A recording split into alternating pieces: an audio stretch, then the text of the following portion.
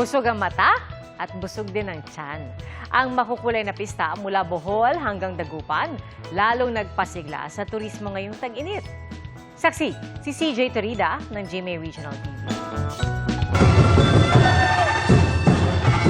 Maingay, makukulay, buhay na buhay at damang-dama ang saya sa Saulog Tagbilaran Festival.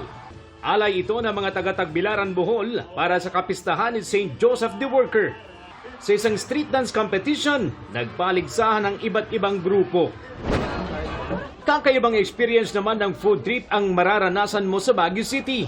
Sa kanilang pagtatanghal ng mga taku, nang ibig sabihin ay kain tayo, ay bibida ang ilang mga pagkaing lokal ng iba't ibang probinsya sa norte. Gaya ng abuos ng abra na literal na langgam at itlog nito ang sangkap. Ginawang burger naman ang rice wine ng Mountain Province. Mao-overload ka naman sa bangus sa Dagupan City.